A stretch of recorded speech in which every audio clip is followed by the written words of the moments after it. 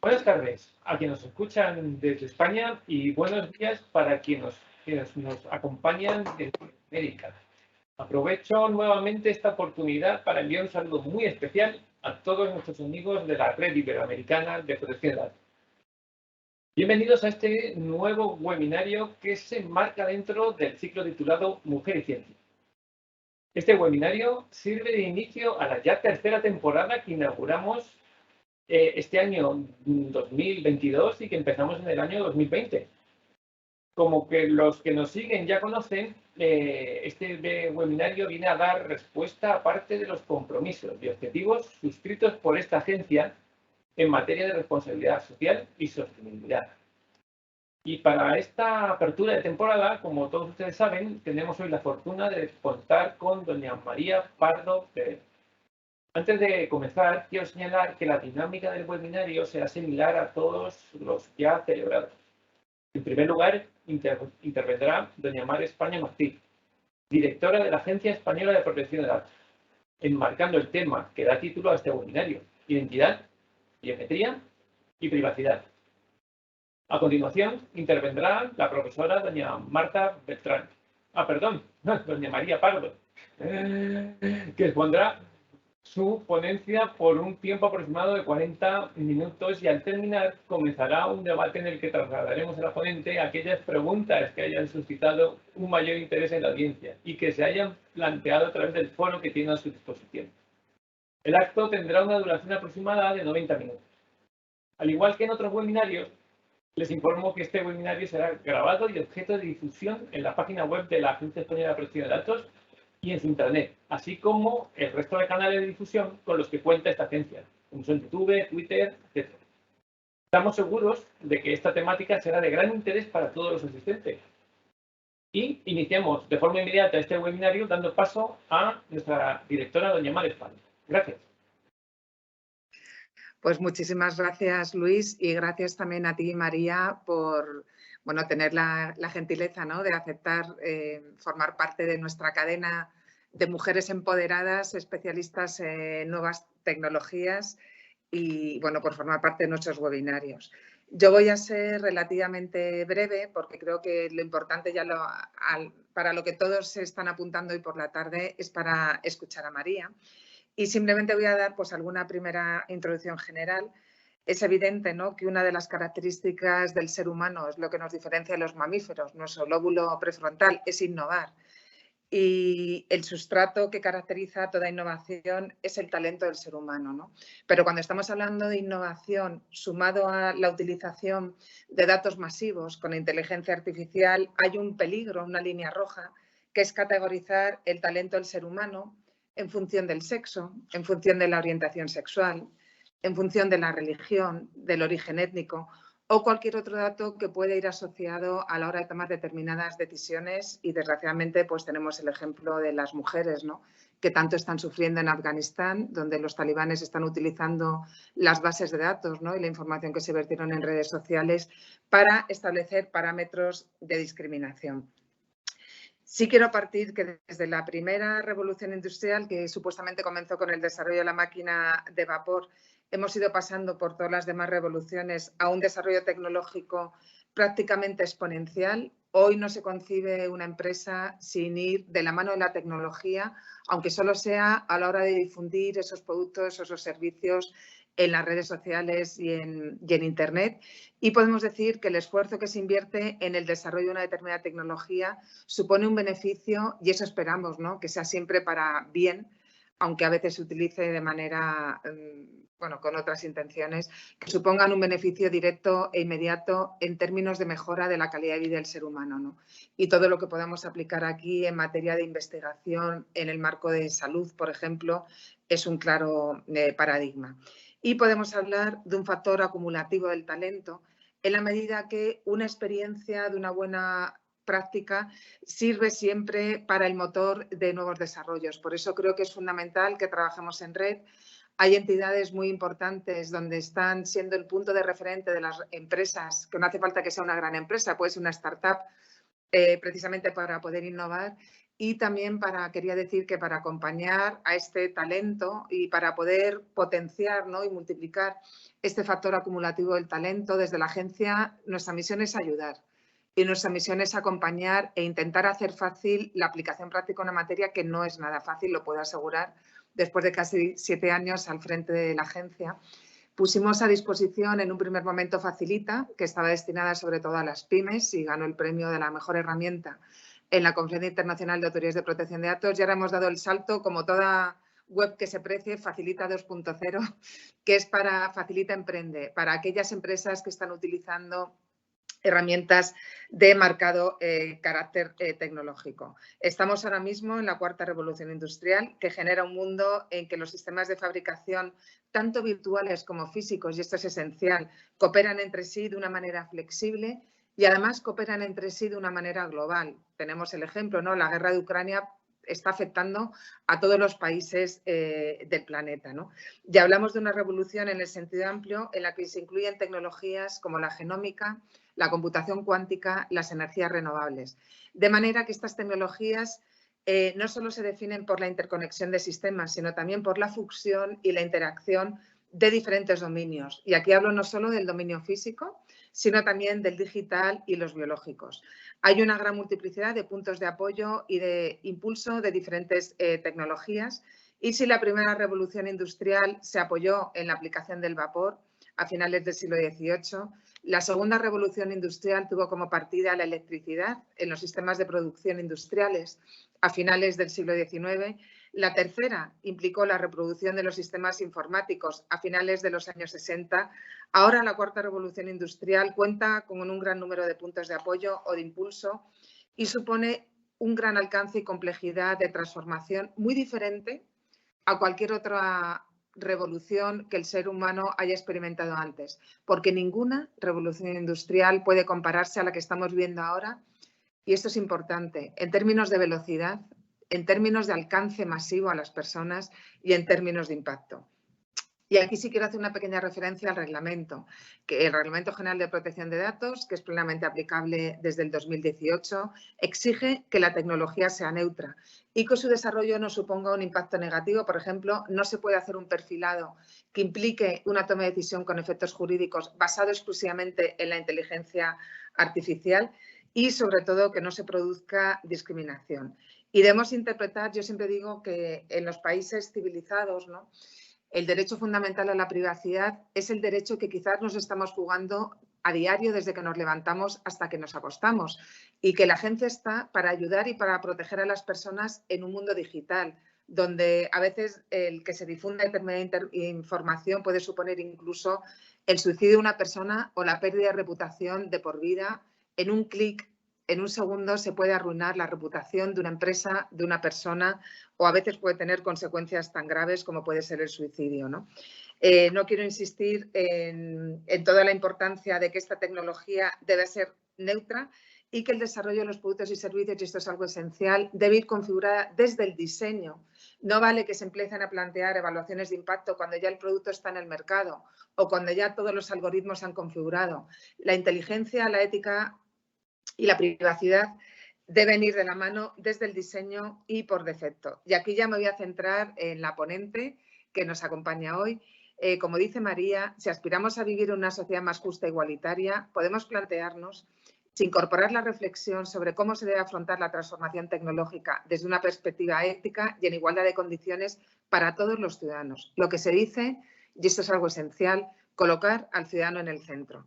Pues la innovación tecnológica no solo debe ser neutra, sino que debe ser respetuosa con los derechos de los ciudadanos. De lo contrario, no debería tener cabida en nuestra sociedad. Y sin más, paso ya a presentar, y es un honor, a María la conozco de hace muchos años por la magnífica labor que hace, ¿no?, en una asociación que para mí también es un referente, que es Women in a Legal World. María es licenciada en Derecho por la Universidad Complutense de Madrid, es Máster TIC en la Universidad Pontificia de Comillas de ICADE y lleva, aunque parezca tan joven, lleva 20 años dedicada a la privacidad. Es experta en implantación de sistemas de seguridad de la información y es delegada de protección de datos y certificada conforme al esquema de la Agencia Española de Protección de Datos. Desde hace 18 años desarrolla su actividad como socia responsable del Departamento de Protección de Datos en un despacho profesional y además colabora con distintos medios para la publicación de artículos, libros e imparte clases en diversos másteres y escuelas de negocio. Es responsable de la Comisión de Tecnología de la Asociación Women in a Legal Work, que he comentado anteriormente, y es una asociación que busca impulsar el liderazgo femenino en el sector legal. Y además, hablar de liderazgo sin hablar de liderazgo en nuevas tecnologías sería quedarse cojo.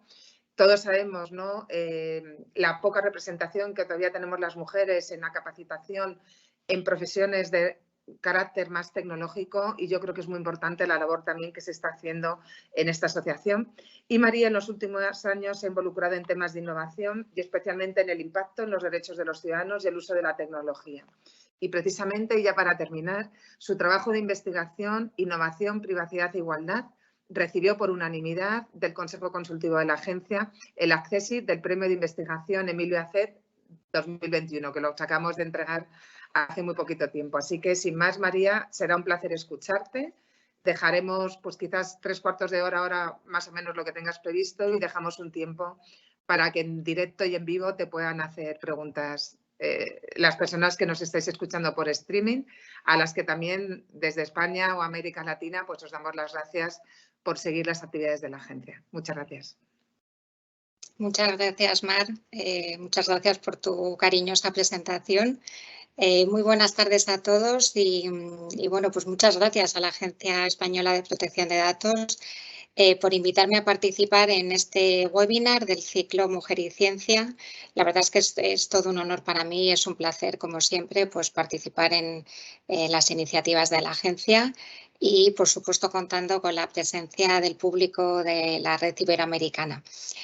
Y también gracias de nuevo por ese premio que señalaba nuestra directora, por ese reconocimiento a mi trabajo, innovación, privacidad e igualdad, que la verdad es que reconozco que después de 20 años dedicada a la privacidad, pues me ha hecho especial ilusión.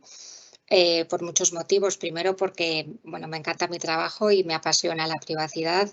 En estos años, la privacidad se ha convertido en uno de los derechos protagonistas de nuestra sociedad y parece que va a seguir siéndolo durante mucho tiempo, porque además pues, vivimos en un flujo constante de datos. Y luego, por otra parte, como señalaba Mar, pues aparte de mi aspecto como profesional de la privacidad, en los últimos años he tenido la oportunidad de acercarme un poco más a cuál es la situación de la mujer en el entorno tecnológico. Por eso formo parte de la Comisión de Tecnología de la Asociación Women in a Legal Work. Es una asociación, como decía Mar, que lo que nace es para promocionar el talento femenino en el sector jurídico de una manera transversal. Hay abogadas, hay fiscales, registradoras, juezas, políticas. Al final de lo que se trata es de crear una red que permite pues, visibilizar todo ese talento femenino y ayudar un poquito a poner esa escalera hacia abajo para ayudar a las más jóvenes a que suban un poquito más fácil.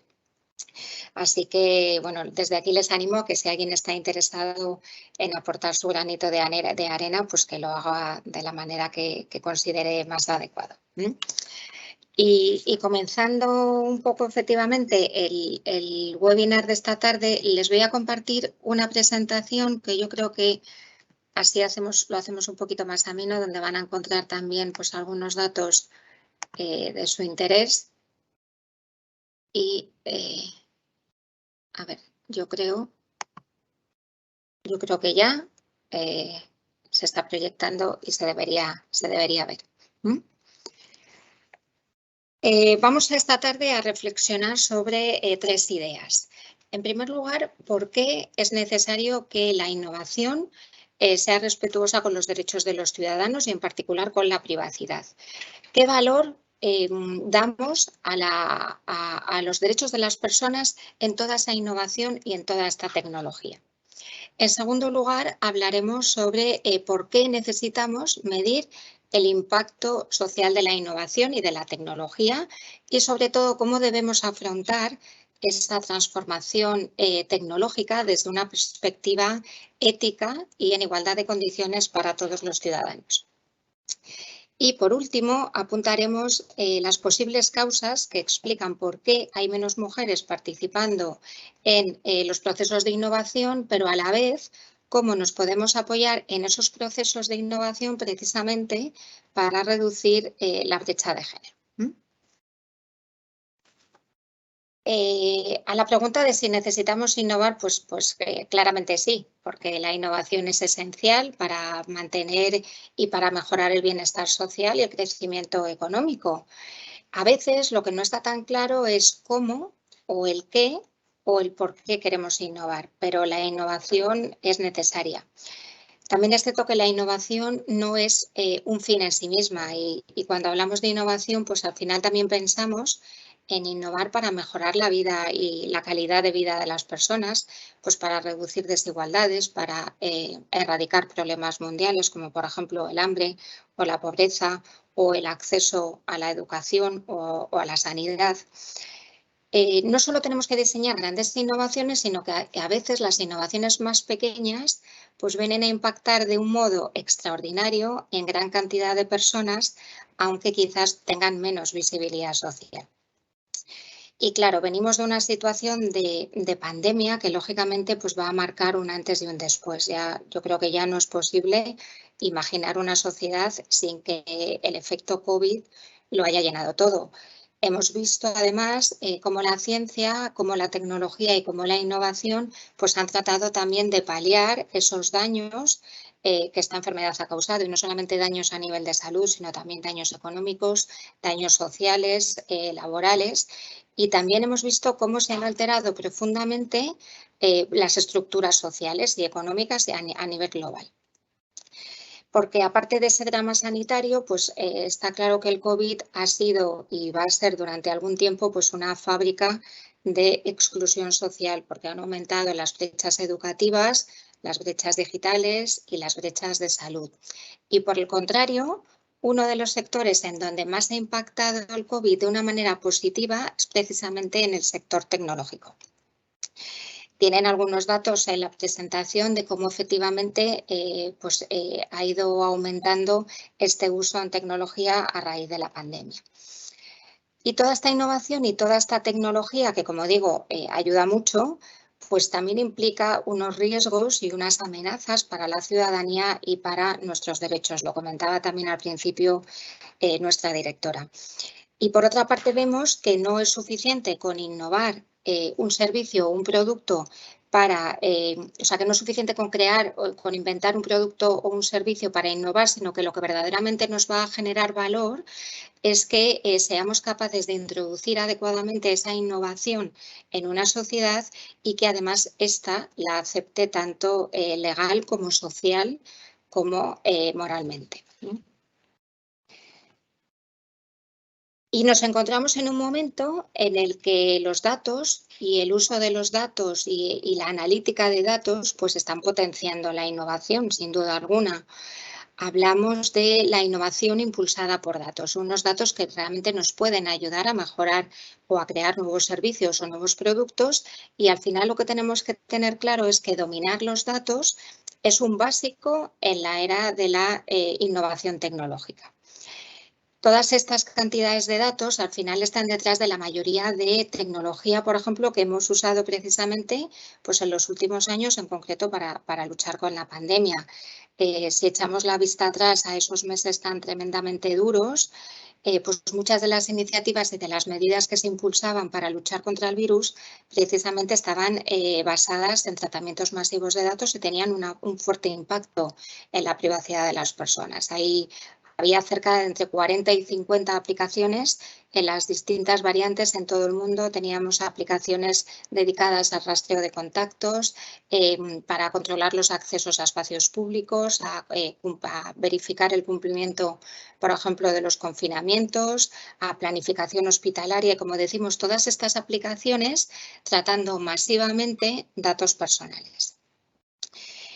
Por tanto, vemos cómo la privacidad se ha convertido en un ingrediente imprescindible hoy en día y por supuesto, también con ese eterno debate de si la protección de datos es o no un obstáculo para proteger la salud de las personas y para lograr un progreso tecnológico. Realmente Este tipo de debates son propios pues, de situaciones de crisis como la que hemos vivido y que también se han repetido en otros momentos, como fue, por ejemplo, el caso de los atentados del 11S o del 11M. En ese momento, pues el debate era en torno a privacidad versus seguridad. Y claro, quizás es cierto que en esos primeros momentos de una situación pues tan de emergencia, pues incluso las que están jugando la vida de las personas, pues al final parece poco probable que la privacidad pues sea una de nuestras mayores preocupaciones, pero hay que tenerlo en cuenta y al final tenemos que tener en cuenta que la protección de datos no solamente protege los datos en sí, sino protege algo más importante, que es lo que está detrás de esos datos, es decir, las personas a las que pertenecen esos datos. Y al final, cómo utilicemos esa información que están recogiendo todas estas aplicaciones, todas estas herramientas, pues podría llegar a afectar de un modo negativo a la vida de las personas. Y por tanto tenemos que ser capaces de buscar ese equilibrio entre privacidad e innovación, haciendo una ponderación entre los posibles beneficios, en este caso, por ejemplo, para el control de la pandemia y los riesgos para nuestra privacidad. Y también hacernos una pregunta de si es necesario recurrir a esa tecnología o a esa herramienta o si podríamos hacer lo mismo de otra manera menos invasiva, con la que además tengamos el mismo resultado. ¿Qué pesan más, los beneficios que se pueden conseguir o los posibles riesgos? Y yo creo que pues, en este aspecto y en esta ponderación pues, juega un papel muy importante el derecho y su función preventiva. Por tanto, la protección de datos, aunque a veces lo hemos escuchado, pero no debe ser usada para ampararnos en que hay algo que no se puede hacer, sino al contrario, hacer las cosas con las garantías que nos ofrece esta normativa, porque además esta va a ser una condición previa y básica para el éxito de cualquier iniciativa innovadora. La privacidad, además, hay que tener en cuenta una cosa, y es que no solo es importante para protegernos como individuos, sino que también tiene una perspectiva y una importancia social. Es necesario que tengamos privacidad pues, para pensar por nosotros mismos, por ejemplo, para que nadie manipule nuestros gustos, para que nadie manipule nuestras preferencias o nuestras opiniones o nuestros deseos. Es fundamental para como socialmente como ciudadanos y también es fundamental para la igualdad. Pues no todos los ciudadanos vamos a ser tratados de la misma manera como resultado de la información que exista sobre nosotros. Así que en este sentido yo creo que es importante también destacar este aspecto social de la privacidad. Y si no tenemos claro esto, pues nos encontraríamos viviendo en una sociedad, por ejemplo, como esta, en donde hay una monitorización constante de la población, en donde las grandes empresas tienen todos nuestros datos y nos controlan y nos geolocalizan, en donde se utiliza la videovigilancia, por ejemplo, pues para detectar si eres un ciudadano poco fiable para que te concedan un crédito, o en donde los algoritmos nos segmentan de tal manera que al final limitan nuestro poder de decisión. Hoy en día, por ejemplo, en la situación tan lamentable en la que estamos, por ejemplo, pues el tema de las fake news y la desinformación pues también es crucial en un momento como este. Y como decíamos, en una sociedad en donde al final los ciudadanos no vamos a ser tratados de manera igual por los datos que tengan sobre nosotros y en donde vamos a sufrir unas consecuencias negativas por haber dado esos datos que comentábamos antes en todas estas aplicaciones. Y este tipo de sociedad es precisamente lo que la privacidad evita. Y como decía al principio, yo creo que los ciudadanos cada vez valoran más su privacidad y es cierto que el derecho y también las autoridades pues no dudan en dar a la protección de datos el respeto y la protección que se merece. Justo me parece que fue ayer, salía en el periódico una noticia, un informe que había realizado la Asociación de Abogados de Empresas a nivel internacional. Y fíjense que de las 4 preocupaciones de las asesorías jurídicas de las empresas, una de esas preocupaciones es precisamente la protección de datos, la privacidad. Lo consideran como un área ahora mismo crítica de las empresas. Tiene una importancia de 8 puntos en una escala de 10 y es una preocupación que además va en aumento, porque el año anterior pues, estaba más por debajo que este año.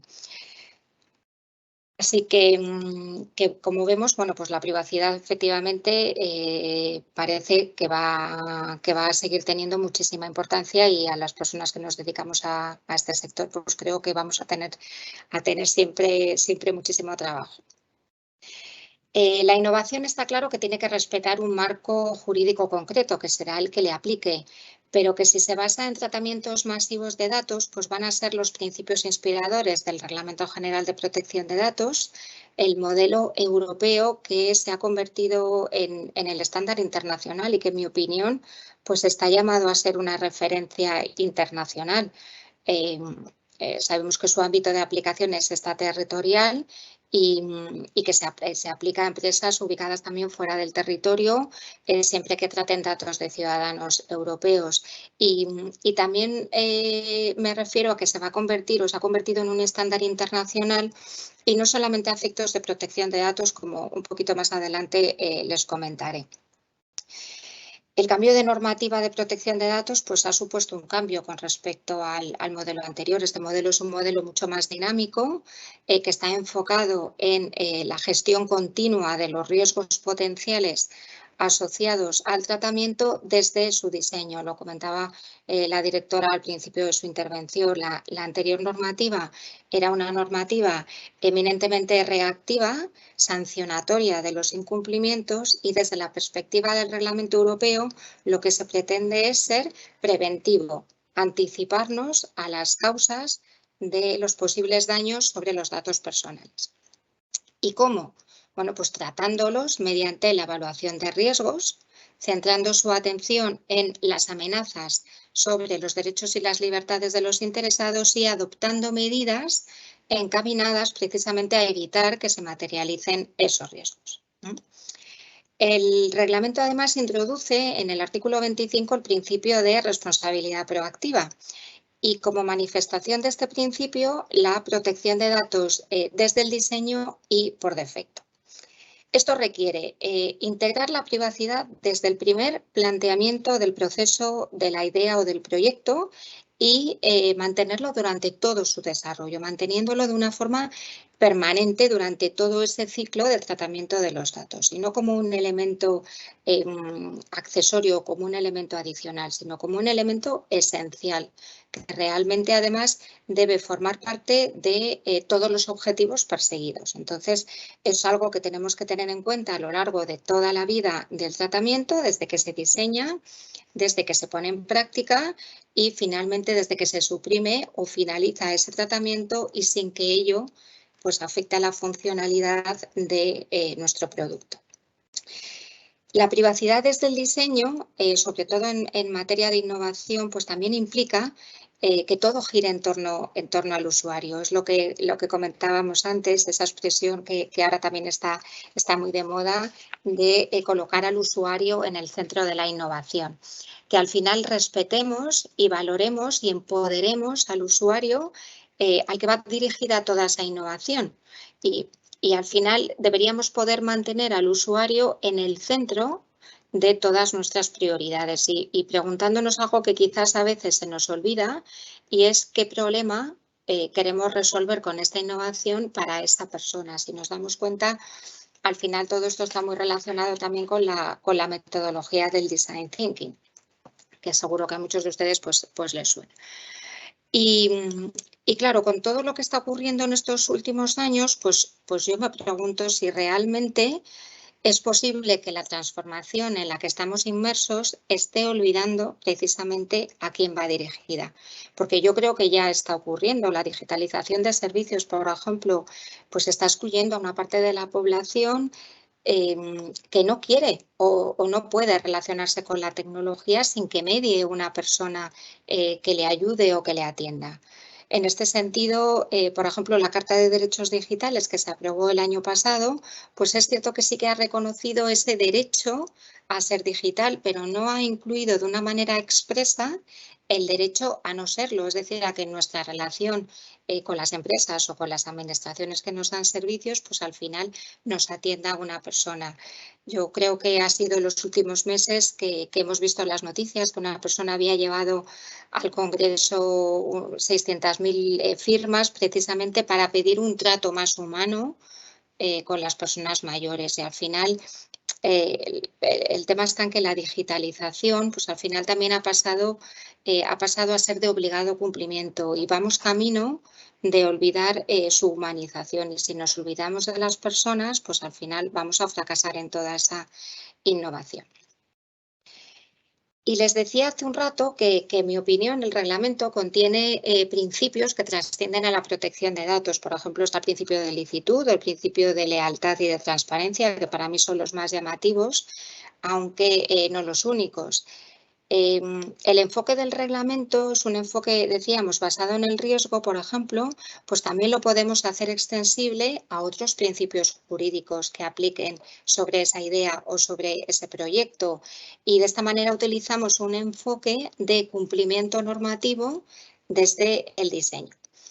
Esto implicaría que desde el primer momento del nacimiento de una idea, lo que decíamos antes, desde ese momento de la ideación, pues debemos realizar un análisis del derecho aplicable y de saber cómo impacta en los derechos de los individuos, lo que también nos llevaría al final a detectar las vulnerabilidades y las amenazas a las que se enfrenta. Y de esta manera pues vamos a poder saber de manera previa si realmente se producen posibles vulneraciones de derechos y en su caso pues adoptar las medidas necesarias para evitar que se produzcan.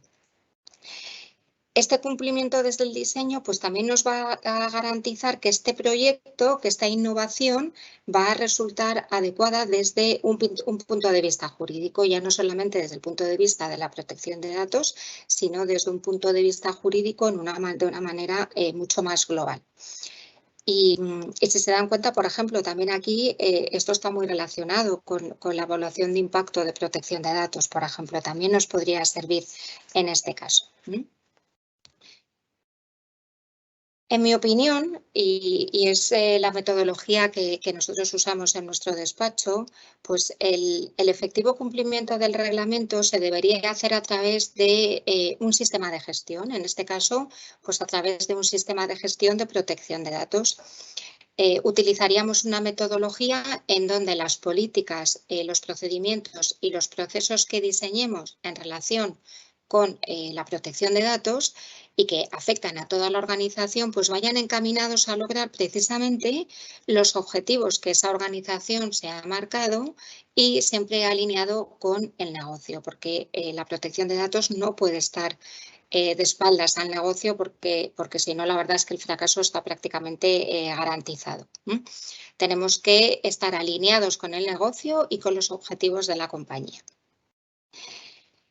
Integrar estos requisitos de protección de datos, además, en un sistema de gestión va a reafirmar el compromiso y la diligencia de la compañía en esta materia y nos va a permitir también que este sistema que hemos montado pues sea un sistema demostrable y que sea revisable y que entre en esos ciclos de mejora continua, de un estado permanente de revisión, de seguimiento y de actualización.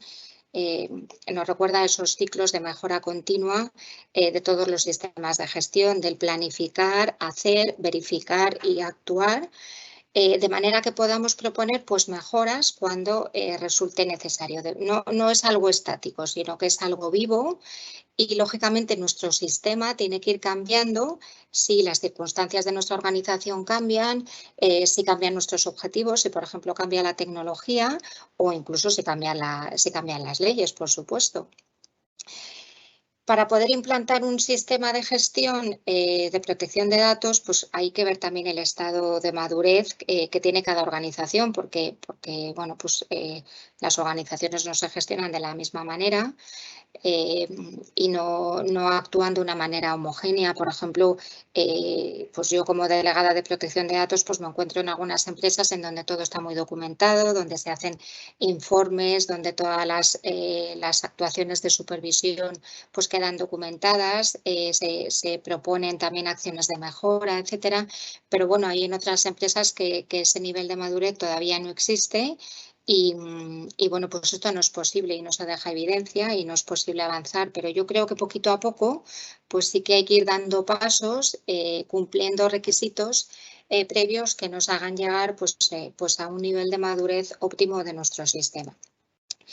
Hay muchos estándares internacionales que nos pueden ayudar en esto, por ejemplo, pues tenemos la ISO, la 19601 en materia de compliance penal, que nos puede ayudar a crear ese marco. También está la 21.827 a nivel de madurez. Pero yo creo que lo que es importante es que las empresas ya no están, ya han pasado esa fase de me adapto al reglamento. Ahora está claro que lo que hay que hacer es avanzar en esa integración y en esas supervisiones y en esas mejoras.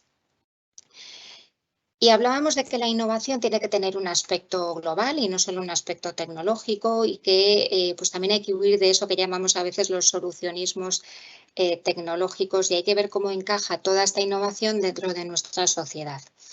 Seguro que se acuerdan, pues en la época del confinamiento pues se pusieron en marcha muchísimas aplicaciones que para controlar el virus, que tenían básicamente, bueno, pues que se basaban en tratamientos masivos de datos y que al final resultaron ser pues un poco fracaso, porque bueno, pues la población tenía una cierta desconfianza en su uso. Teníamos dudas de si realmente pues, esa información iba a estar debidamente custodiada, teníamos dudas de a quién iba a llegar esa información, y luego también porque eran aplicaciones y productos que no estaban centradas en los usuarios, que al final eran los que la iban a utilizar, y no eran aplicaciones fáciles, sino que eran en algunos casos pues, aplicaciones bastante complejas. Y yo creo que pues es un ejemplo de cómo en este caso no es un fallo de tecnología, sino es un fallo de no haber diseñado esa idea, que en principio era innovadora y que podía ser buena, pues de una manera mucho más global, contemplarla en toda su dimensión y no solo en esa parte tecnológica. Tenemos otros ejemplos de cómo las dudas sobre privacidad precisamente pues, afectan directamente a la cuenta de resultados de una organización. En el año 2014, por ejemplo, pues WhatsApp, se publicó que WhatsApp no protegía las conversaciones de sus usuarios, y cerca de 2 millones de personas se sumaron a una red de competencia, en este caso Telegram. Aquí las dudas de la privacidad vemos cómo efectivamente afectaron a esa cuenta de resultados, cómo afectaron económicamente a la organización. Tenemos muchos más casos. Hay, por ejemplo, el buscador DuckDuckGo, que pretendía ser una alternativa más segura a Google, pues acabó reconociendo que estaba espiando también las conversaciones de los usuarios. Y la lista no termina aquí. En el caso, por ejemplo, de la aplicación de videollamadas Zoom, pues tuvimos noticias durante la pandemia precisamente de hackeos, de fallos de seguridad, y fíjense que hizo pues que la empresa perdiera más de 10 millones de dólares en 2 semanas. En otros casos, ¿qué es lo que ocurre con esta innovación? Pues que realmente no es capaz de entender esa sociedad, o que lo que nos genera es un conflicto social. Es el caso, por ejemplo, de aplicaciones como Uber o como Cabify, que incluso pues aquí lo que ha ocurrido es que la falta de seguridad y la vulnerabilidad, sobre todo en validar a esos socios conductores, pues hace que al final ponen en riesgo sus negocios. Incluso ha habido algún caso de muerte de algún usuario. Tenemos más casos. Hay una aplicación de navegación que se llama Waze, que seguro que la conocen, pues en algunos lugares de Estados Unidos está creando muchísimos problemas a barrios y a policías, que antes esos barrios eran muy tranquilos y ahora pues esta aplicación está desviando coches, está desviando camiones y está desviando autobuses turísticos. También en estos casos, pues tenemos el caso, por ejemplo, de las aplicaciones de las plataformas de reparto a domicilio. Aquí quizás el fallo pues, o el problema es que carecíamos de un desarrollo normativo para todas estas aplicaciones y al final pues, han sido objeto de disputas sociales, sobre todo por esas precarias condiciones laborales, hasta el punto de que nos ha llevado a la aprobación de la conocida como ley Rider, que una de las novedades precisamente de esta normativa es que incorpora por primera vez el derecho a acceder a la información sobre los parámetros y sobre las reglas y las instrucciones de los algoritmos de los sistemas de inteligencia artificial cuando van a afectar a la toma de decisiones a nivel laboral.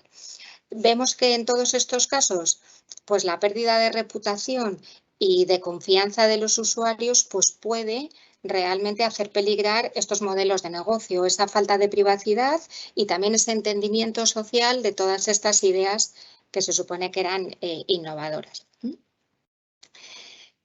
Por tanto, tenemos claro que no podemos separar innovación y privacidad, al igual que tampoco podemos separar innovación y sociedad, porque lo que marca la diferencia entre una sociedad y otra, entre nuestra sociedad y esa sociedad que veíamos al principio de la presentación, pues son los valores, los principios y los límites que esa sociedad y su normativa pone en el uso de la tecnología.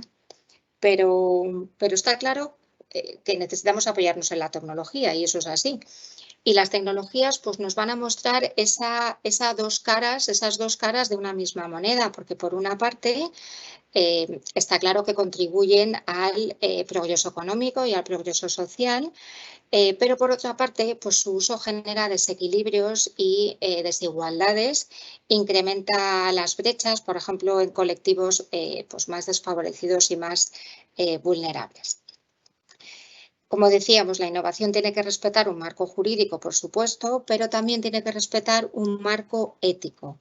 O sea, la digitalización lo que no puede ser es una excusa para que al final recortemos derechos y volvamos a otras épocas ya afortunadamente superadas.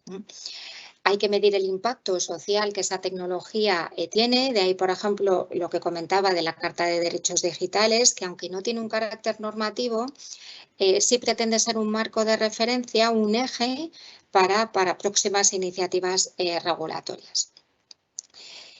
Y hablaba también al principio de mi intervención de que en poco tiempo pues, el mundo se ha lanzado a desarrollar todo tipo de tecnología sin entender que todas estas aplicaciones y todas estas herramientas y toda esta tecnología que estamos usando es distinta a la que hemos usado en otros momentos y que tiene un potencial enorme de tener implicaciones sociales muy importantes, por ejemplo, implicaciones a nivel de sesgos, a nivel de adicciones, de desigualdades, de exclusión, de racismo, que claro, pueden afectar de una forma pues especialmente importante a los ciudadanos.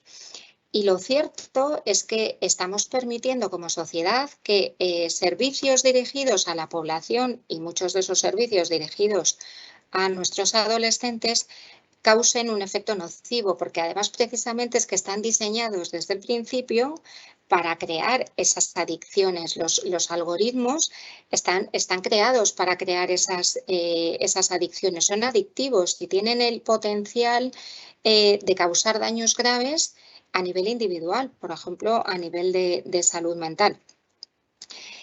Yo creo que todos tenemos que ser conscientes de esto, pero es cierto que las personas, los profesionales que se dedican, por ejemplo, pues a desarrollar y a programar algoritmos de inteligencia artificial, pues tienen que ser todavía más conscientes, tienen que ser muy conscientes de las implicaciones morales y éticas que al final lleva su trabajo. En el año pasado o el anterior, no lo recuerdo bien, hubo un proyecto impulsado por la Universidad de Columbia con IBM y con Facebook, en el que pretendían que los profesionales que trabajan en inteligencia artificial pues siguieran un juramento tecnocrático, del mismo modo que un médico, por ejemplo, pues realiza el juramento hipocrático, pues que mediante este juramento pues se garantizase un poco la fidelidad de una serie de principios éticos.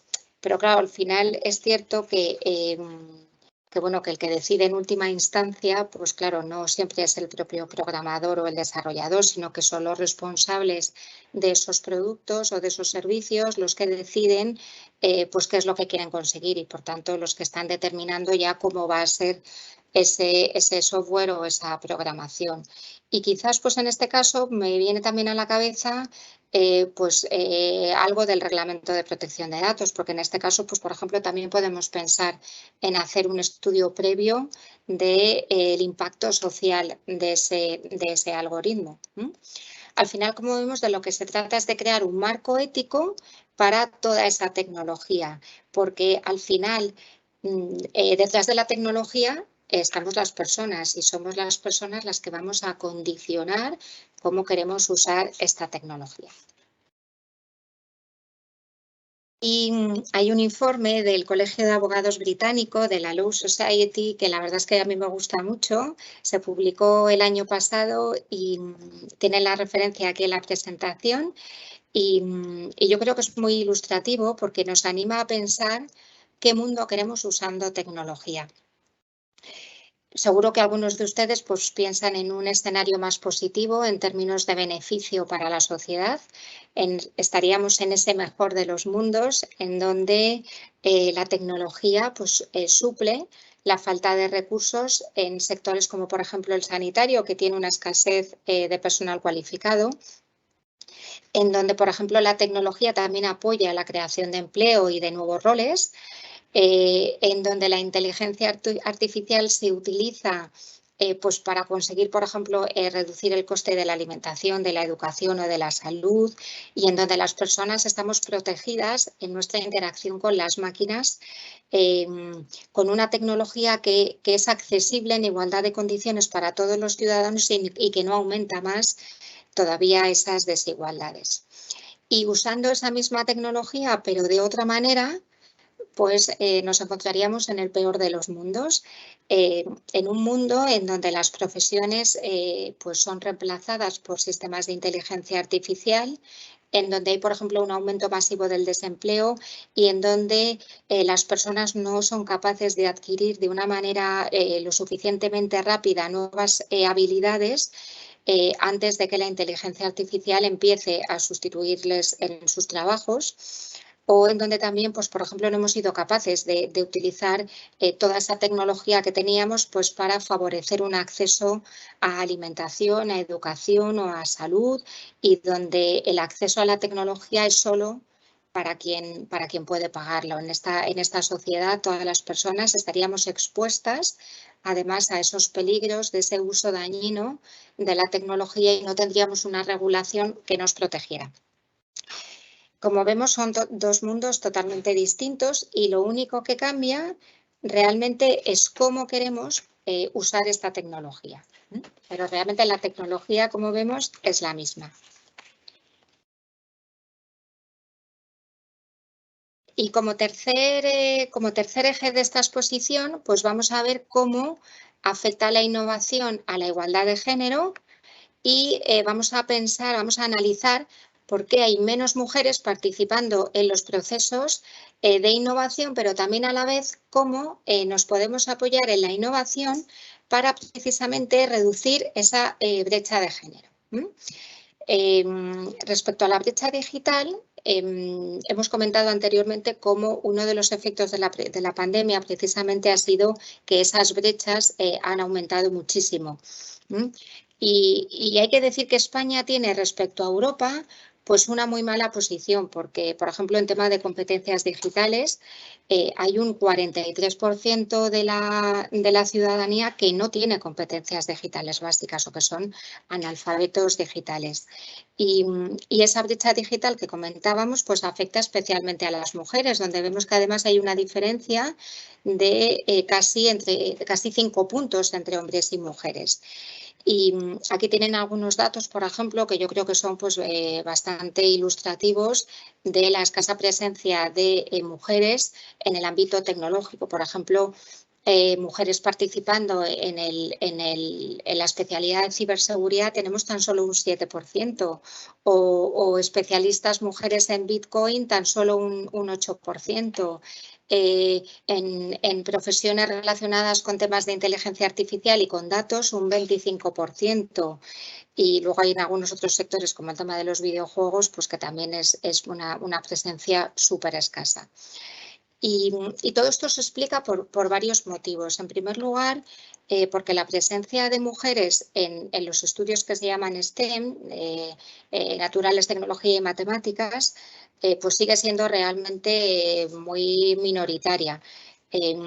Si no se revierte esta situación, ¿qué va a ocurrir? Pues que al final las mujeres nos vamos a quedar fuera de los trabajos del futuro, porque esta es una información que está sacada del Plan España 2025 de la Secretaría de Estado de Digitalización e Inteligencia Artificial, y en el 2025 se pretende que el 25% de las compañías españolas empleen inteligencia artificial y Big Data, que el 80% de la población tenga competencias digitales, siendo un 50% mujeres, y que el 30% de los empleos actuales va a desaparecer, pero por el contrario se van a crear 20.000 nuevos especialistas en ciberseguridad, en inteligencia artificial y en datos.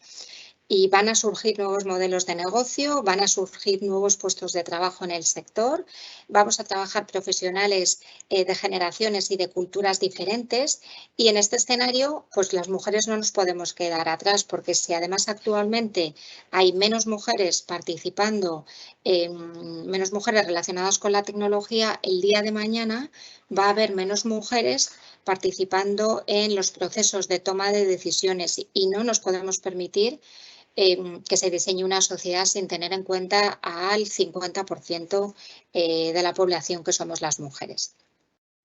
Y es que además tampoco es racional desde un punto de vista económico, porque la diversidad es un activo en los equipos directivos. Tener personas de origen distinto, no solo de género, sino también lo que hablábamos de origen disciplinar, intergeneracional, todo eso es una riqueza, y todo eso genera un valor no solamente económico, sino también un valor social. Y para mejorar estas cifras, que claramente pues, son muy malas, pues es necesario, entre otras cosas, acabar con los sesgos de la tecnología, que son los prejuicios que producen los estereotipos y que normalmente son sesgos inconscientes, y con la falta también de referentes para las generaciones más jóvenes. Y es que, bueno, perdone que sea tan clara, pero es que la innovación tecnológica pues parece que siempre ha estado bajo el dominio masculino, o eso es lo que se nos ha mostrado. No sé si conocen el efecto Matilda, en honor a la primera mujer que lo denunció, la activista norteamericana Matilda Joslyn Gates. Es un prejuicio en contra de reconocer los logros de las mujeres científicas cuyo trabajo normalmente pues, se atribuye a sus colegas hombres. Y también es cierto que, claro, la atracción de las niñas por la ciencia pues está profundamente influenciada por los estereotipos. Habitualmente, pues las mujeres nos creemos peores que los hombres en las matemáticas, y también es cierto que se asocia a la ciencia con hombres y a los científicos pues con una apariencia, pues quizás una apariencia física quizás un poco más descuidada y perdónenme la expresión, a lo mejor un poco friki, con dificultades pues para relacionarse, para socializar y para empatizar. Y al final las niñas pues no se sienten identificadas con estos perfiles. Por eso es muy importante crear otros referentes para estas generaciones más jóvenes. Hay que dar visibilidad a todas estas mujeres que hoy en día están liderando empresas tecnológicas y que además están participando en los procesos de ciencia y de innovación. Afortunadamente cada día pues hay muchas más iniciativas para fomentar el que las niñas participen en todas estas carreras STEM. Hay un experimento que se hizo en la Universidad de Yale en el año 2012 que se conoce como el efecto Jennifer y John. Es un experimento en el que se valoraban dos candidaturas, una de un hombre y una de una mujer, para un mismo puesto. Era un puesto de responsable de laboratorio. La documentación y el currículum que adjuntaron las dos personas era exactamente igual. Solamente se diferenciaba el nombre y el sexo del candidato. Bueno, pues el resultado del experimento fue que la candidata mujer fue significativamente peor valorada que el candidato masculino y además también fue merecedora de un salario más bajo que el candidato masculino. Este, por ejemplo, pues sería un sesgo de género al valorar la capacitación de una persona a la hora de optar a un puesto de trabajo. Un ejemplo también de estereotipos de género que tenemos actualmente y que se ve también aumentado con este uso de la tecnología lo encontramos en los asistentes de voz. Si se dan cuenta, la mayoría de los asistentes virtuales pues tienen nombre y voz de mujer. Tenemos a Siri en Apple, tenemos a Cortana en Windows y tenemos también a Alexa en Amazon. Hay más casos, todos son voces femeninas que están programadas para ejecutar las órdenes de sus usuarios. Y al final yo creo que la conclusión es que está claro que incorporar e impulsar la igualdad de género en el sistema de ciencia y en el sistema de innovación pues no es tan solo un derecho fundamental, sino que al final también es un tema de una garantía de excelencia y en mi opinión pues es un pilar esencial para que alcancemos pues un mundo mejor al final y una sociedad pues más justa y más igualitaria. Y no sé, creo que voy en hora. Me gustaría resaltar algunas ideas a modo de conclusión que me parece importante que queden claras. Está claro que la innovación tecnológica tiene que ser respetuosa con los derechos de los ciudadanos y, de lo contrario, pues no debería tener cabida en nuestra sociedad. Y en este caso, pues es preciso que aportemos una visión integral y transversal, teniendo en cuenta a las personas, como decíamos, a las que va dirigida esa innovación, y debemos incorporar también el impacto social de esa innovación y el cumplimiento normativo, no solo de protección de datos, sino el cumplimiento normativo completo, global, desde su diseño. Y como decíamos, en toda la innovación pues también juega un papel fundamental la privacidad. Y hemos constatado además, durante sobre todo estos 2 últimos años, pues que la privacidad no es un freno a la innovación, al revés, que lo que nos hace es que nos ayuda a que se respete ese marco legal y a que vivamos en una sociedad como la nuestra y no en una sociedad como la que veíamos en la presentación. No debemos renunciar a nuestra privacidad aunque queramos seguir usando servicios digitales o aplicaciones. Yo no me quiero quedar fuera de esta transformación, pero quiero que se respete mi derecho a la privacidad. Y deberíamos querer usar la tecnología y todo su potencial para mejorar la vida de las personas y para que tenga un impacto, al final, un impacto positivo en nuestra sociedad. Y como decíamos, para usarla, pues es imprescindible colocar al ciudadano en el centro y no a la tecnología. La tecnología no es el fin, es el medio para lograr algo. Hay que abordar la transformación tecnológica desde una perspectiva ética y en igualdad de condiciones para todos los ciudadanos y, por tanto, era algo que apuntaba la directora en su intervención. La participación femenina en esta cuarta revolución pues es fundamental y es fundamental para toda esta transformación. Por tanto, hay que avanzar en el empoderamiento digital de la mujer a través de formación en tecnología. Hay que avanzar en el desarrollo del emprendimiento digital y también del emprendimiento digital femenino.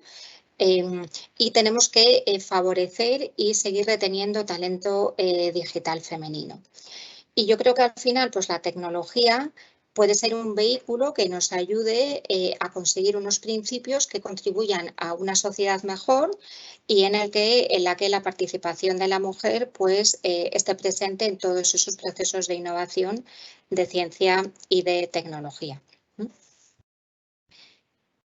Y con esto pues, doy por finalizada mi intervención. Espero que haya sido de interés para todo el mundo y bueno, me pongo a disposición para preguntas o para cuestiones que quieran compartir. Muchas gracias. Muchísimas gracias, María. Te puedo asegurar que la intervención ha sido interesante y ha suscitado interés precisamente entre la audiencia, porque aquí me encuentro con varias preguntas que se han ido enviando durante tu charla.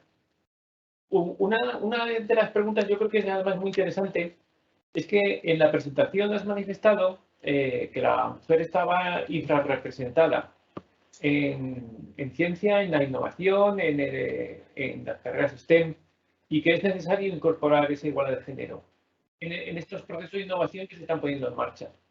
Y en ese contexto, el pasado 18 de febrero, aquí nos anotan que precisamente el Consejo de Ministros aprobó la reforma de ley entre cuyos objetivos está resolver las principales desigualdades de género en el ámbito de la I+D+I, incorporando la igualdad de género como un eje transversal. ¿Qué elementos concretos se pueden o qué acciones concretas se pueden hacer para conseguirlo? ¿Qué proyectos e iniciativas hay en marcha? Sí, gracias, Luis. Bueno, yo efectivamente es en esa fecha de 18 de febrero en la que el Consejo de Ministros ha aprobado esa reforma de la Ley de Ciencia. Pero yo creo que deberíamos ir un poco más allá de un simple reconocimiento de esa necesidad de incorporar la igualdad de género en la innovación, que por otra parte es que es obvio que hace falta. Se pueden hacer muchas cosas concretas para garantizar que las mujeres pues, desempeñan un papel clave en cada fase, además de la innovación. Así cubrimos todo el ciclo de la innovación. Por ejemplo, en la fase de planteamiento de ideas, en la fase de ideación, como decíamos, pues, por ejemplo, podemos buscar servicios o productos en los que las usuarias sean mujeres. También en las fases de selección y de contratación, por ejemplo, los equipos de investigación, pues podemos adoptar medidas concretas. Podríamos, por ejemplo, pues garantizar que los procesos de selección en la investigación pues sean procesos abiertos y procesos imparciales. Por ejemplo, que utilicemos unos comités de selección mixtos. También puede ser interesante y que formemos también a esos miembros de esos comités pues, sobre los prejuicios de género. También se puede animar de una manera pues, un poco más proactiva a que las mujeres soliciten puestos vacantes en las carreras de investigación, que normalmente a lo mejor pues, no se animan tanto a participar y pues estaría bien que tuvieran ese interés. Y también puede haber programas de mentorazgo. El mentoring, la verdad es que demuestra que es súper efectivo y también en el ámbito de la ciencia y de la investigación se pueden desarrollar proyectos de mentorazgo. Pero yo creo que aparte de medidas concretas, que por supuesto todas las medidas están fenomenal, pero yo creo que aparte de esas medidas concretas tenemos que ir un poco al origen de, pues de estos problemas. Y es que al final, lo comentaba al principio, necesitamos reforzar esas competencias digitales, sobre todo de las niñas y de las mujeres, y formarlas en nuevas tecnologías para que así no nos quedemos atrás en este proceso de transformación digital en el que ya estamos y que no va a parar. Y también se puede, por ejemplo, garantizar que las nuevas relaciones laborales que están surgiendo como consecuencia, por ejemplo, del teletrabajo, pues no van a aumentar todavía más las desigualdades, porque al final esta digitalización del mercado laboral también puede conllevar la creación de nuevos ámbitos de exclusión y el derecho a conjugar el teletrabajo también con la conciliación de la vida personal y familiar en condiciones de igualdad, pues también está claro que eso nos puede ayudar. Se me ocurren más casos, por ejemplo, el tema de la desconexión digital, pues que también se puede ejercer de una manera real. y que se pueda poner en práctica y que no sufras efectos negativos pues por realmente por ejercitar este derecho, porque realmente no debería ser nunca una desventaja competitiva. Y luego, ahora que durante este mes de marzo pues, se terminaba el plazo para que las empresas contaran con sus planes de igualdad, pues es muy importante que todas cuenten con planes de igualdad, pero también hay que revisar que esos planes se cumplan. Y yo creo que al final en la base de todo esto está la educación, y yo creo que es imprescindible que en este sentido pues nos dotemos de un modelo educativo que fomente esas asignaturas relacionadas con tecnología, que además recordemos que, y yo lo comentaba antes, que hay que adquirir competencias digitales básicas, pero es que yo creo que las generaciones más jóvenes es que eso se les va a quedar corto, es que tienen ya que avanzar en competencias como programación, como pensamiento algorítmico, como redes, como datos, porque es como el saber leer y escribir de hoy en día. También en este aspecto pues puede ser importante el formar, por ejemplo, a familias y a profesorado, pues para ir corrigiendo poco a poco esos sesgos inconscientes que tenemos todos al final, y que también de esta manera pues consigamos reducir un poco esos estereotipos que comentábamos pues con referentes y con mucha más visibilidad de mujeres. La verdad es que afortunadamente cada día hay más iniciativas para dar visibilidad. Tenemos el Día de la Niña y de la Ciencia. Cada día pues, surgen nuevas iniciativas para visibilizar a mujeres investigadoras o para recordarnos que detrás de mucha de la tecnología que estamos usando, pues hubo mujeres también que fueron las primeras en idear toda esa innovación. Así que yo creo que se avanza, pero la cuestión es si estamos avanzando lo suficientemente rápido, y yo creo que no es así, así que no estaría de más pues que metiéramos un poquito de acelerador para avanzar mucho más. Muchas gracias. Aquí, en relación a ese tema, precisamente una mujer investigadora nos escribe ¿qué hay de real precisamente en esa lucha por la integración de la mujer en la investigación, cuando los salarios reales en los centros de investigación y en la universidad siguen sin ser competitivos, son muy bajos? Y lo que es peor, la movilidad y la promoción de los investigadores, incluso dentro de la administración pública, está limitada por la propia administración y se les impide que cuando tengan más experiencia precisamente acceder a una carrera profesional y sobre todo a los puestos de gestión. Sí, efectivamente el tema salarial es uno de los motivos que quizás hace que muchas mujeres se replanteen en un momento determinado de sus carreras de investigación el seguir adelante. Porque es cierto que bueno, todos lo sabemos, que el ámbito de la investigación y de la ciencia cuenta con poca inversión. Y en este sentido, pues claro, los salarios se notan. Luego también hay problemas que yo creo que las mujeres jóvenes tienen más problemas también a la hora de conciliar, y no les permite pues a lo mejor el desarrollar unas carreras de investigación que normalmente pues llevan muchísimas horas de investigación, de aislamiento, etcétera, que a veces no es tampoco muy fácil. Pero bueno, alguna de las ideas que comentaba efectivamente, pues podemos animar entre todos a que esas mujeres que están en nuestros equipos, por ejemplo, pues se presenten si hay una vacante para un puesto mejor o que pueda seguir progresando, o en caso de que haya, por ejemplo, puestos vacantes, pues animar a que sean esas mujeres.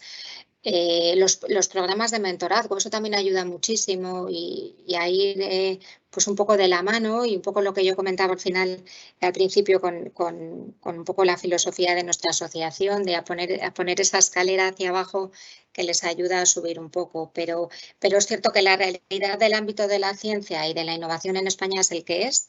Y yo creo que por eso todas las reformas que la ley inicial y la reforma de ahora yo creo que van a ayudar mucho, y es cierto que se pretende, por ejemplo, que todos esos centros de investigación tengan sus propios planes de igualdad, pero lo que yo decía es que también es muy importante que los tengan, pero también es importante que se cumplan, porque si no realmente pues al final no conseguimos avanzar. Estupendo.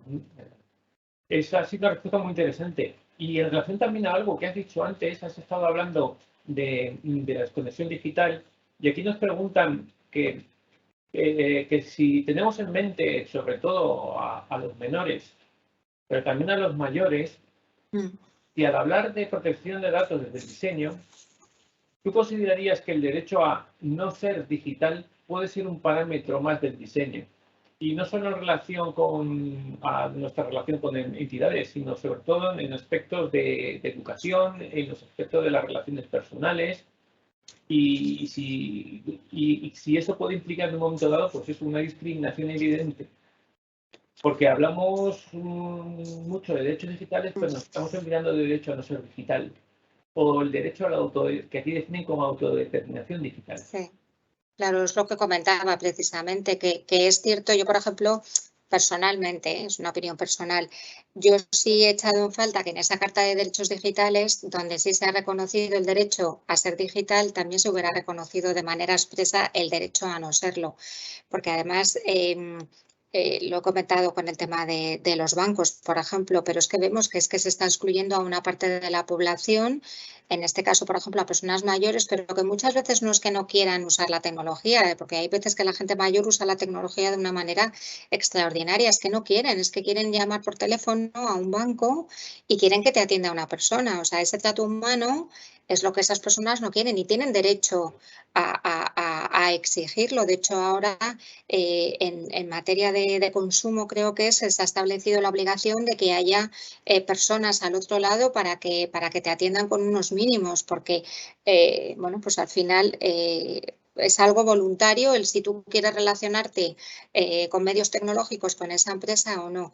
Y es cierto que comentaba esta persona que lanzaba esa pregunta, el tema de que al final, claro, si te excluyes del uso de la tecnología, al final también te expones a ciertas discriminaciones y, por ejemplo, lo hemos visto en el ámbito educativo. Hemos visto cómo en el ámbito educativo, con la pandemia, pues aquellos niños que no tenían acceso a ordenador, que no tenían una conexión a Internet, pues se han quedado fuera y ahora, de hecho, se están pagando, yo creo que bastantes consecuencias de esos retrasos y en los colegios hablas con los profesores y te lo dicen, hay un retraso de muchos niños porque han estado fuera de todo eso y no se les ha permitido participar de la educación de una manera normal.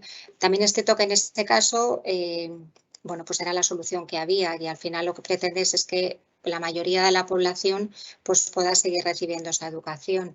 Entonces, bueno, pues la discriminación, sí, a veces también te miran como un bicho raro si no quieres usar alguna tecnología o les extraña que haya alguien que no use un WhatsApp o que no use una aplicación, pero es que yo creo que también ese es el derecho a la intimidad de las personas y ese es el derecho precisamente de decisión, el cómo yo quiero relacionarme con los demás, con la sociedad y luego también hay otras personas que les preocupa mucho pues lo que se comparte sobre ellos y entonces pues en ese sentido también entiendo que a lo mejor no quieran usar tanta tecnología.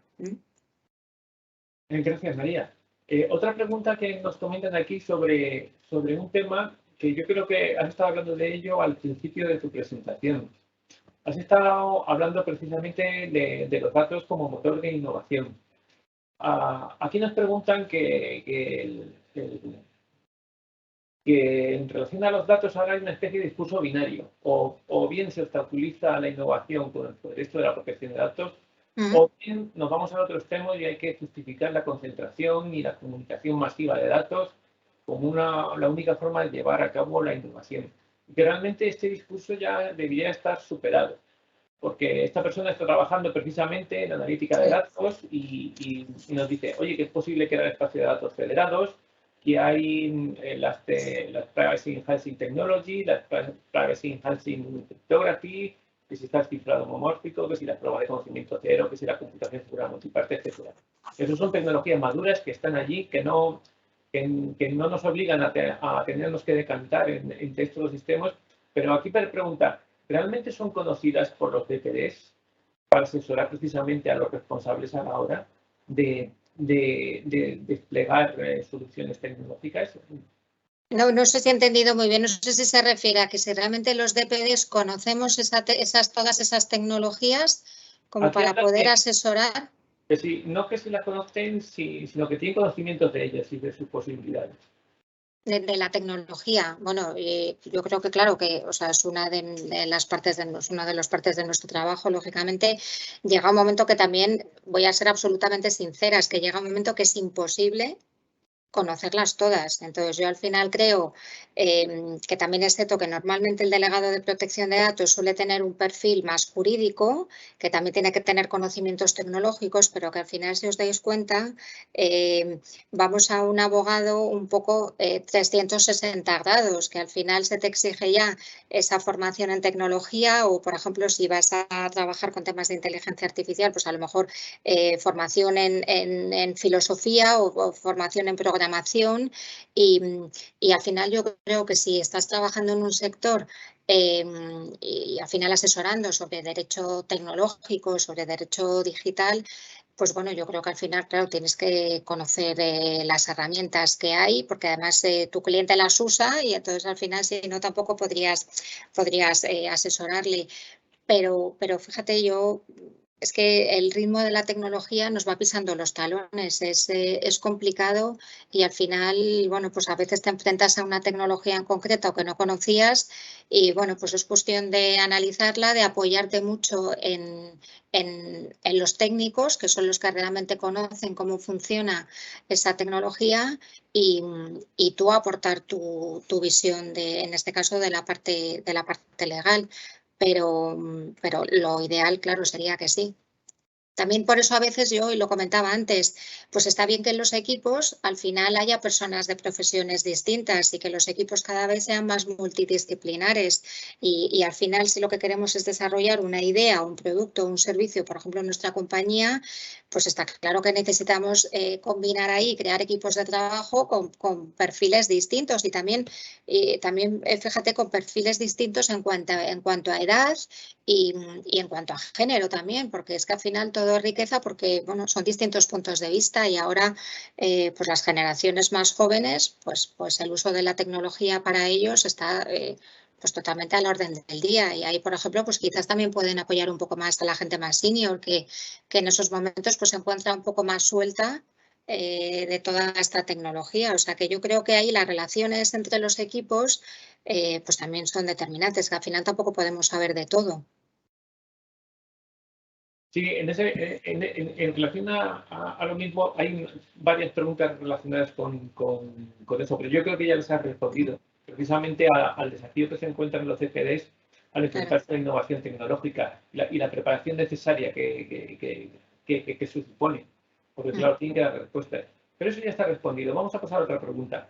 Aquí también nos comentan que para que haya innovación, pues tiene que haber intercambio de información, que tiene que ser un proceso global, que tiene que ser fluido, transparente, que el intercambio de ideas es fundamental.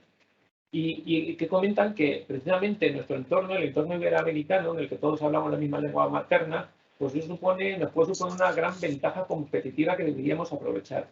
Y por eso preguntan, en relación a ello, ¿cuál es la situación de la innovación en América desde tu punto de vista? Y en particular, ¿cuál es la situación de las mujeres en Iberoamérica cuando se enfrentan a los mismos problemas en relación a la tecnología, a iniciar esas carreras tecnológicas y no solo iniciar la carrera, sino triunfar en esos campos? Sí, bueno, entonces yo estoy totalmente de acuerdo con lo que comentaba esta persona. Yo creo que además actualmente la innovación está también muy presente en Iberoamérica, sobre todo en algunos países, quizás más que en otros. Hay algunos países que son más innovadores. Por ejemplo, Chile, México, Costa Rica, pues en ese sentido son de los más innovadores. Ahora, por ejemplo, hay un proyecto en Chile que me parece súper interesante y además relacionándolo un poco con la pregunta, también con el enfoque de género, un proyecto que se llama Todas Conectadas, es una iniciativa precisamente para la digitalización de mujeres en América Latina y en el Caribe, que está apoyada por Microsoft y por ONU Mujeres y luego también participan otras empresas y lo que se pretende es conectar en tecnología y en innovación a más de 3 millones de mujeres. Entonces, bueno, pues yo creo que es un claro ejemplo de que se innova y de que también necesitan incorporar a la mujer en toda esta fase de innovación. Y yo creo que estamos en general en un momento de bastante eclosión de innovación.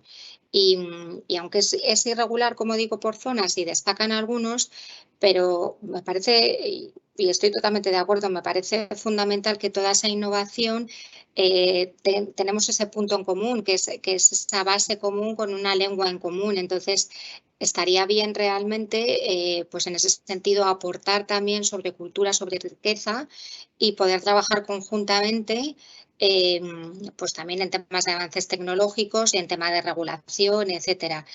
Yo creo que la situación de la mujer en el ámbito tecnológico en los países de Iberoamérica es una situación bastante similar a la española, porque además es que nuestra cultura es tan parecida que yo creo que en ese sentido pues seguramente tendremos casi los mismos sesgos inconscientes, los mismos estereotipos, los mismos prejuicios.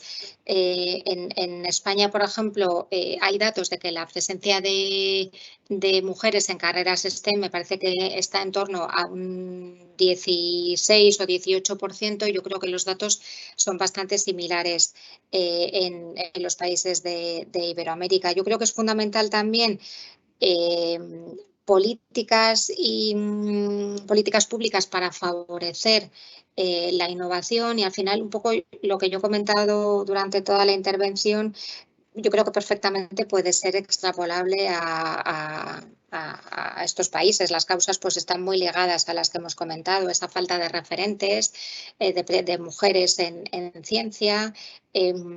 Por ejemplo, el tema de emprendimiento. Es cierto que vienen startups de la zona de Iberoamérica, pero seguimos detectando que hay una menor presencia de startups lideradas por mujeres en relación con la de los hombres. Y también es cierto que aquí en estos momentos en los que se sigue ampliando, yo creo que todo el tema de conectividad a Internet, pues al final también va a tener muchísimo más impacto toda la innovación y también se va a poder pues, impulsar, yo creo que ese futuro más inclusivo que al final todos los países queremos, pero seguramente la situación en innovación sea muy parecido con la española. Nosotros estamos en el 2020, creo que ha sido una inversión en innovación de un 1,4 y yo creo que en países de Iberoamérica pues deben estar en torno a un poco más del 1%, o sea que es una realidad bastante parecida, porque además decimos que la inversión es bastante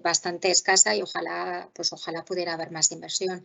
Y luego, por ejemplo, lo de las startups de mujeres, pues al final el tema del emprendimiento es cierto que normalmente no hay tanta diferencia, pero en el emprendimiento digital femenino sí que se nota que hay una diferencia y que hay menos mujeres con esas ganas de emprender y con esas ganas de emprender en el sector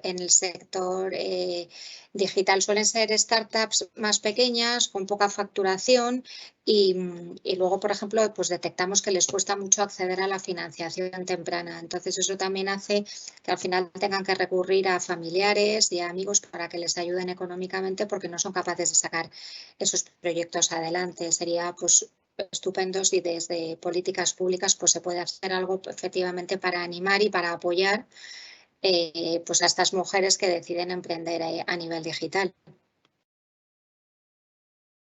Muchas gracias.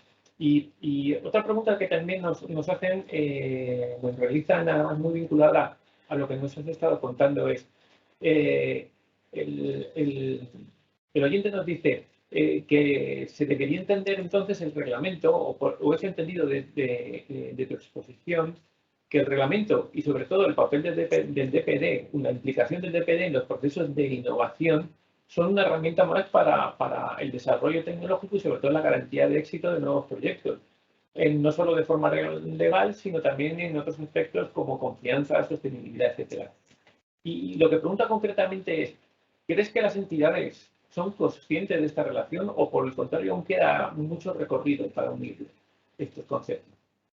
Bueno, yo estoy totalmente de acuerdo en que al final el DPD debería participar desde el principio de esas ideas.